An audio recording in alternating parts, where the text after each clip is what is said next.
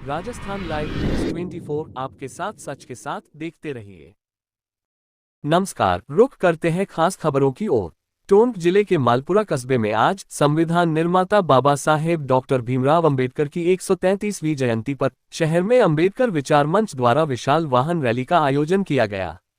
जगह जगह वाहन रैली का पुष्प वर्षा कर स्वागत किया गया। भीम सेना द्वारा आयोजित रैली रेलवे स्टेशन से प्रारंभ होकर शहर के मुख्य मार्गों से होती हुई बस स्टैंड सभा स्थल पहुंची, जहां डॉक्टर भीमराव अंबेडकर की प्रतिमा पर पुष्पांजलि अर्पित की गई। वाहन रैली के दौरान पुलिस व्यवस्था चाक चौबंद रही। कार्यक्रम में पूर्व सांसद हरीश मीणा, घासीलाल चौधरी, भाजपा शहर मंडल अध्यक्ष त्रिलोक चंद जैन, समाजसेवी सुरेश अजमेरा, गोपाल गुर्जर ने सभा को संबोधित किया। देखिए एक खास रिपोर्ट। इन्होंने समय निकालकर आप लोगों को हौसला अफजाई किया। की कड़ी में श्रीमान त्रिलोक चंद जी जैन 2 मिनट में अपना संक्षिप्त उद्बोधन दे। त्रिलोक चंद जी जैन।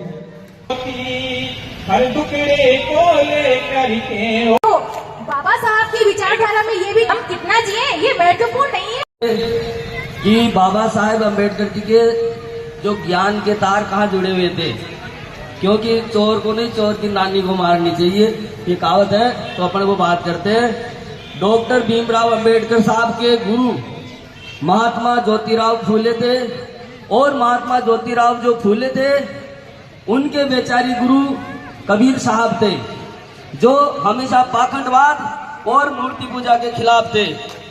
उन्होंने कहा था, वेद पढ़े पर वेद न जाने, बाचे पुराण 18, और ये पत्थर की पूजा करे और भूल गए सर्वनहारा। मात मिले पुण्य तात मिले, शुद्ध भ्रात मिले, युवती सुखदाई। अरे माता पिता बहन और सुंदर पत्नी तो हमारे को लाखों बार मिल गई, कुत्ता जाते ये कोई दुर्लभ नहीं है। तो फिर क्या है ये बताओ। ये राज मिले गजबाज मिले, सब साज मिले मनवांछित भाई। राज मिले गजबाज मिले, हाथी घोड़े की सवारियां सबको मिलती है, और सब साज मिले मनवांछित भाई। और क्या दुर्लभ हो बताओ कि बैकुंठा जाई भगवान विष्णु राम बन के धरती पे आए, और उनकी भारिया लक्ष्मण की भाभी सीता को रावण उठा के ले गया, और वो भी चिल्लाते रहे सीते सीते सीते। हमने ये भी देखा। तब उन्होंने कहा फिर क्या है दुर्लभ। तब उन्होंने कहा था और तो सुंदर सभी मिले, पर संत समागम दुर्लभ भाई। इस वो परम पिता परमात्मा जिसकी चर्चा करने को सत्संग कहते हैं, उस सच्चे भगवान की बात करते हैं, तो वो बाबा साहब अम्बेडकर जी करते हैं। वो बाबा साहब की 133वीं जयंती मना रहे हैं। बाबा साहब ने हमें सभी धर्मों सभी जातियों को समानता का अधिकार दिया था, और ये समानता का अधिकार इसलिए दिया था कि उस जमाने में जो चल रहा था उसके अकॉर्डिंग उन्होंने सब कुछ अच्छा किया।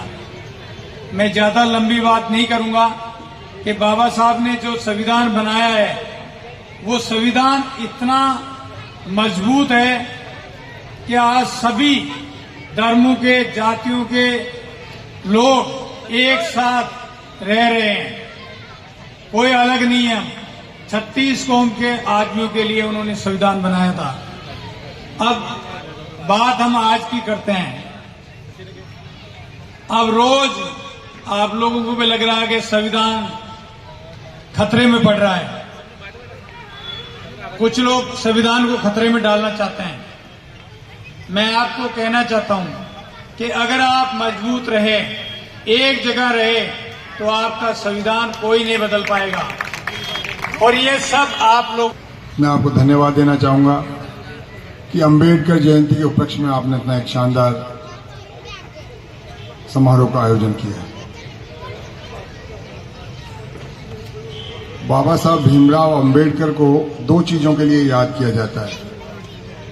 एक तो उन्होंने आजाद भारत का संविधान बनाया, गांधी जी ने भारत को आजाद कराया अंग्रेजों से, और उसके बाद आजाद भारत कैसे चलेगा वो नियमावली, वो कानून व्यवस्था, वो बाबा साहब भीमराव अंबेडकर ने दी। तो गांधी जी और महात्मा गांधी और अंबेडकर साहब एक ही सिक्के के 2 पहलू हैं। गांधी जी का आप जानते हैं किन परिस्थितियों में उनका कत्ल किया गया, किस सोच ने उनका कत्ल किया। इसी तरह अंबेडकर साहब जो गांधी जी काम नहीं कर पाए थे उसको पूरा करने के लिए अंबेडकर साहब ने एक व्यवस्था बनाई। व्यवस्था क्या थी? एक संविधान ऐसा हो कि जिसमें हर भारत के नागरिक को वो अधिकार मिले जिससे वो अपना हक प्राप्त कर सके, अपना सम्मान प्राप्त कर सके, अपना अधिकार प्राप्त कर सके। एक व्यवस्था थी। अब तक भारत उससे चला आ रहा था। अनेक उसमें कष्ट लोगों ने दिए, रुकावटें आई, पर चूंकि संविधान इतना मजबूत बाबा साहब ने बनाया कि लोगों ने उसका महत्व समझा, लोगों ने अपने अम्बेडकर को सोच को, जिसको अम्बेडकरवाद कहते हैं, उसको अपने जीवन में अपनाया।